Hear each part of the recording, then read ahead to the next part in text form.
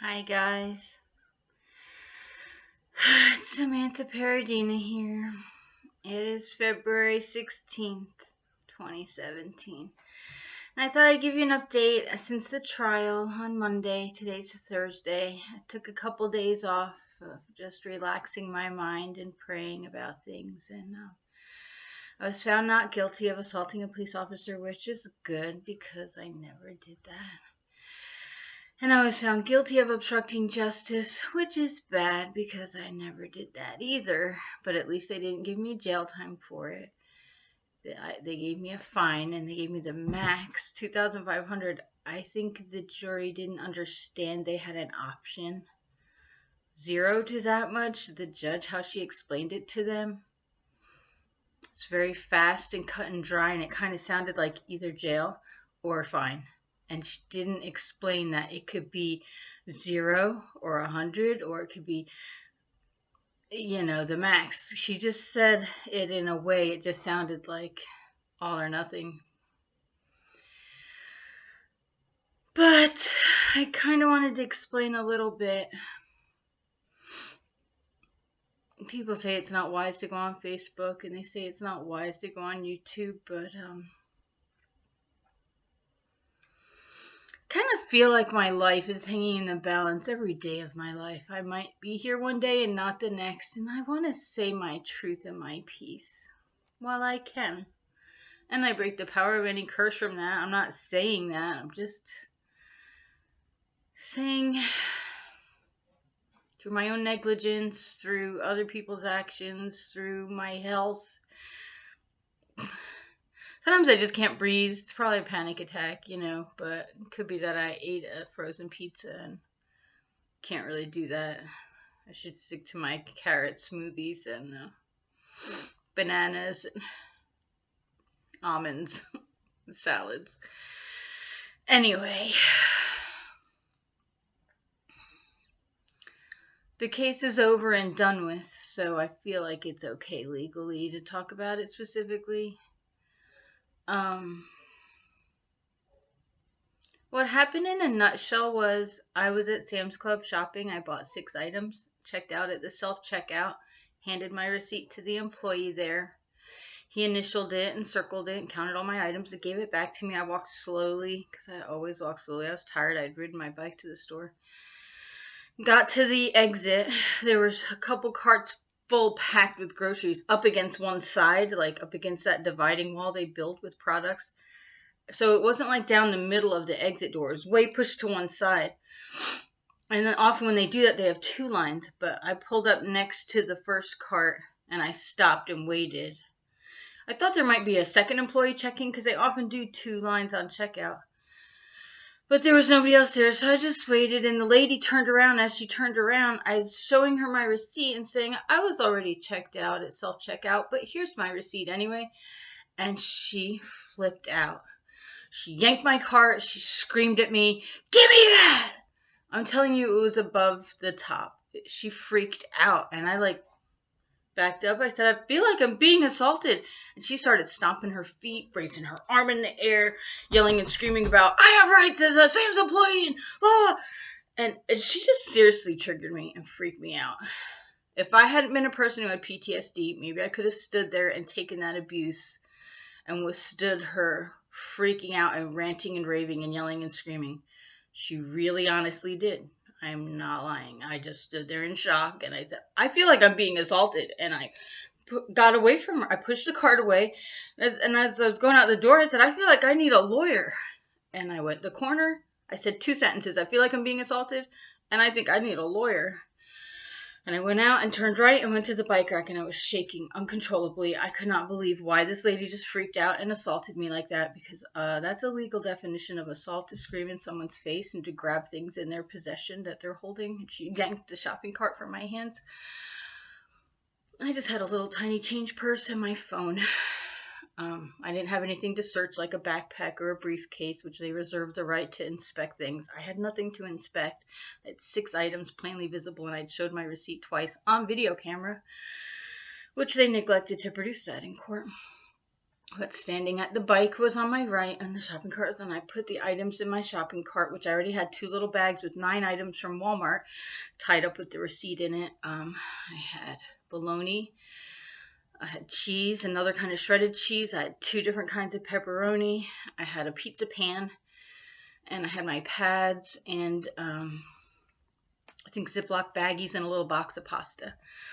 Then I had to put my 6 items from Sam's, which was a case of 12-pack of tomato sauce cans, a case of 12-pack of tomato paste cans, a gallon of milk, a half gallon of heavy whipping cream, a double pack of Dawn dish soap, and a large Parmesan cheese. And I had to this to there, and this to there, and this to there, and make it fit, these 6 items with the item in a milk crate on the back of a bike. That took me minutes to do this. I had to unlock the bike lock, unwrap it from the thing, put that in the thing, back the bike up slowly. Before I got to that point, a little crowd of people, like maybe 6 heads, popped out from the doorway. I saw it in my peripheral vision. I stood still by the bike. And I just wanted to say, stay away from me, because I have post-traumatic stress disorder.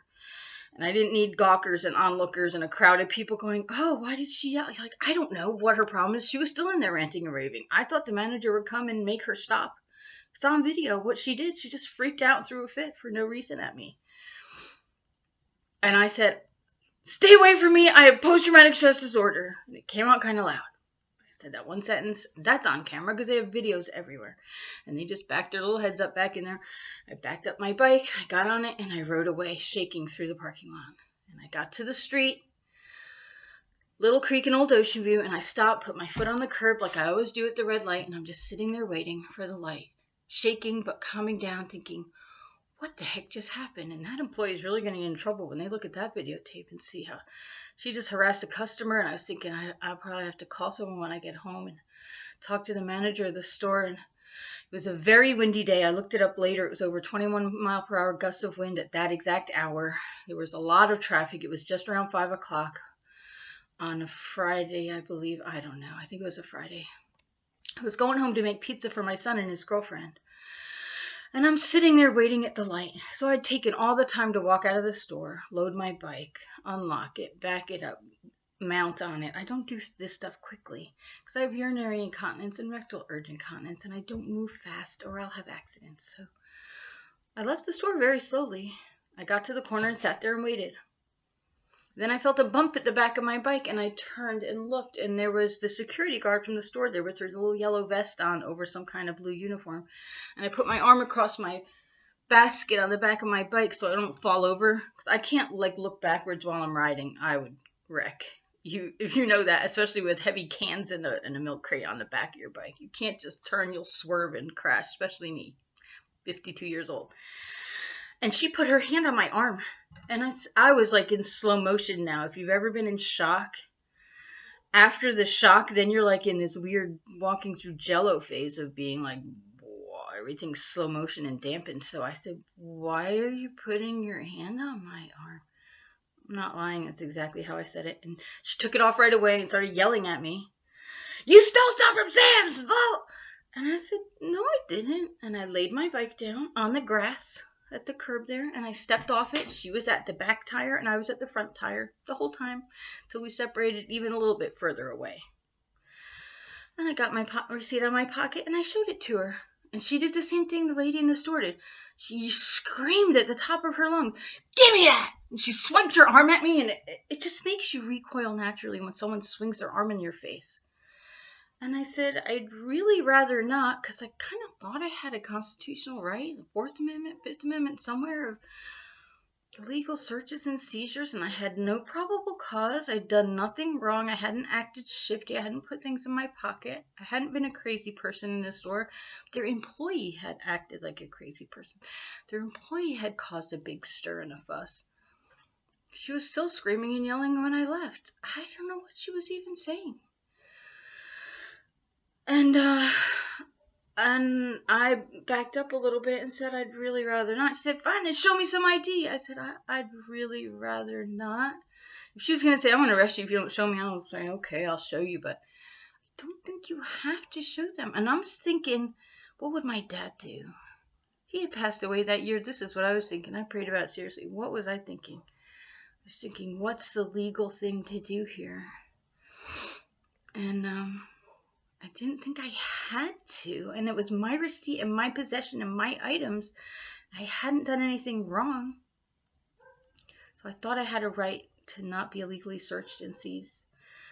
And I still think that. So I said, I think I need to call police to be here. And I tucked that back in my pocket, took my phone, and I tried dialing 911 a bunch of times. My hands were shaking so bad, I kept hitting the wrong numbers. And she said, I could call people too. And she talked like that, very loud, very boisterous, and very what people would call ghetto-like attitude. And so she backed up a little and was on her walkie thing or phone or cell phone, I don't know, and I was on mine. So I'm on the corner, and she's a little by the back of the bike on the sidewalk. And she starts dragging the groceries out of the back of the bike and put them by that big metal switching box on the corner, into the interior of the corner somewhere.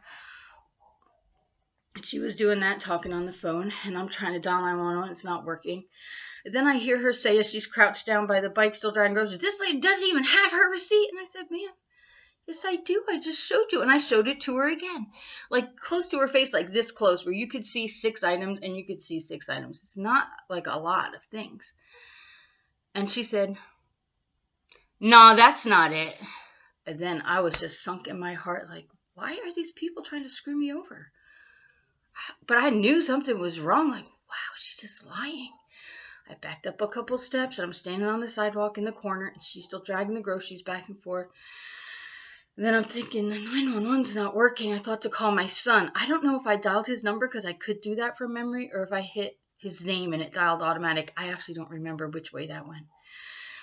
And then she started dragging my bike, and while I'm calling my son, I said, what are you doing with my bike? Because I'm trying to have a communication with her, but I already told her I didn't do anything wrong. I already showed her proof of my evidence. I already showed it to her twice, and she's just saying that's not it when it's the date and the Sam's Club and the initial and signed and everything. So she's obviously an honest person, so I didn't know what to do. I was scared to bits. And she said, I'm getting it out of the damn street. I was thinking, it's not in the street. The tires were just in the street off the curb, and when I laid it down, the whole bike was on the grass. But she dragged that over to the switching box, and I dialed my son. And I put my phone to my ear, and I said, then I just started crying. You know, when you start to tell someone your problems. I said, I don't know what's going on, but these ladies are trying to get me arrested. I didn't do anything wrong. I'm at Little Creek and Old Ocean View intersection. And all I heard him say was hello. And then it was a very windy day. There was a lot of traffic. I don't know if it was because of that or we had a bad connection or what, but I never heard him say a word. I never heard him. Maybe I was just in too much shock. I don't know, but I never heard him say anything. And she's still talking to somebody. I don't know if it's on her walkie or on her cell phone. She's over there. She was either yelling, screaming really loud, or muttering under her breath, talking to herself. So she never told me stay. She never said proper things to me like who she was and, you know, stop in the name of the law or any of this. She just said, you stole things. I said, no, I didn't. And she said, no, that's not it, when I showed her the receipt. So I can call people too. So she's standing with the groceries and the bike by the metal switching box, which was past the end of the bike that way, south, and I'm north on the corner. And I'm still standing there waiting for my son to reply. I'm on the sidewalk thinking, I don't want to be breaking any laws, make sure I don't do anything wrong. So I even stepped back a little more onto the grass at the other side of the sidewalk on the corner, just so I wouldn't be blocking the roadway. I'm thinking, let me just not break any laws. And I'm just waiting on the phone, and I'm just waiting and waiting and waiting. And there's traffic whizzing past, and it's windy, and it's cold, and she's standing there talking on her phone. I'm standing talking on my phone. But I'm waiting. I was having a panic attack. I was frozen and shaking and panicking in my mind. Just like, oh. And so I asked her, am I under arrest? And she said, no, really loud. So I said, okay, well, I'm not under arrest. And she said, no. I said, okay, well then... You're saying I'm not under arrest? She said, no, at least 3 times, maybe 4 or 5, because I just kept saying it over and over. So then we're waiting, and still waiting, and waiting. And then I said, well, I just really don't want to be here anymore. I'm still standing there with my hand like this.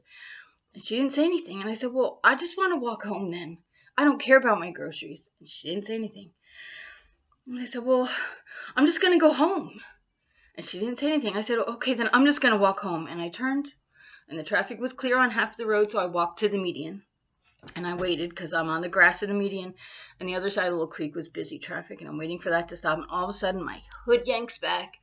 So here I am with my phone, and this hand at my side went to my neck, because automatically when someone chokes your hood, this is your first instinct is to go like this. So she yanked me back, and then she stuck an arm under this armpit and an arm around my neck.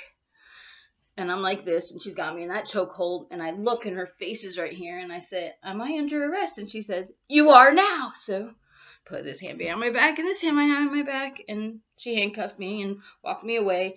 And while she walked me back to the corner and sat me down, she shoved me against the switching box and said, sit down, sit down. And she was doing all this fake yelling like I was fighting with her, but I wasn't. Like when I was in the chokehold, she shook me back and forth, and I'm just standing there like a rag doll. And the car that was stopped at the red light now, because that side stopped, the driver got out and was like, do you need help? And she bent down and held my leg loosely, like her two hands, but I'm just standing there. I even said to this lady, why are you helping her? Because I wasn't fighting. She's like, you have to help the police. I'm like, I know, but I'm not doing anything. And behind the sheriff now, who's like on my left shoulder still, is someone showed up with a lanyard on it, had a Sam's lanyard, a man showed up behind her, and he just looked really concerned, like. And I'm looking at him going, I didn't do anything wrong. She handcuffed me, turned me around, did that little perp walk thing they do where they shove you really hard and you're kind of stumbling, and I get to the switching box and she shoves me up again. Oh, when she was putting the handcuffs on, she's reaching behind my back going, give me your hand, give me your hand, give me. Just like anger management where they're like, calm down, sir, calm down. And the guy's like, I'm calm, I'm not doing anything. But they're all freaking out like you're freaking out when you're not. It was very surreal. They just targeted me. I don't know why. I could speculate a lot of different reasons. For whatever reason, they created a scene and blamed it on me. They sent a sheriff after me, and she just lied and wouldn't take my evidence that I showed her. And she just wanted to arrest me, and she did. Shoved me up against the box, saying, sit down, sit down. I'm like, I'm falling over. If you stop pushing me, I'll sit down. She stopped pushing me, I sat down. And then other police got there that my son had called. And then she told them the whole story, and she told them like this. Okay, so this lady, she ran out of the store, and I saw her run out, and she told the whole story with her eyes shut.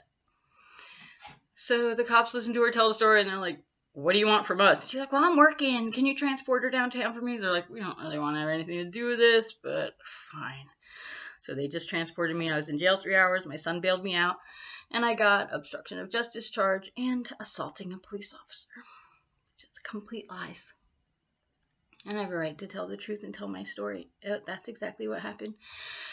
And a whole bunch of stuff happened after that. I think I'll make another video after that. Because there's surveillance all over the whole entire world, but it's not there for you and me when we need it. I want the camera footage from that corner. It's government controlled. I want the camera footage from Sam's inside the doorway, outside the doorway, and at the checkout. Shows how I behaved and how their employees behaved. But no lawyers in town would want to help me. They all acted like I was a liar and a crazy person, and of course these people are telling the truth, and you must have done something horribly wrong, and I didn't. They just picked on me and wanted to arrest me, and they did. And it's a miracle from God I didn't go to jail, because I missed telling a piece of evidence that I got the wind speed from that day was over 21 miles per hour, and riding a bike adds miles per hour, and you can't hear someone calling, and it was very busy traffic, and there were a lot of people in the parking lot. There were people with kids in the parking lot yelling at their parents, and there was a lot of people talking and making noise. If she ran after me and called me, I didn't hear her. And if she told me stay, like muttering under her breath while she's picking up the bike saying, just stand there or something, I never heard her because of the wind, and I believe because of witchcraft also, but there's no little wrench in the works, so I can understand people not believing me and just thinking I'm crazy, but I know I'm not a truthful person, and I know I'm not crazy, and I've got a lot of insights about it. Maybe I'll make a separate video saying the spiritual insights I saw about it, got free from. So, okay, God bless you. Bye.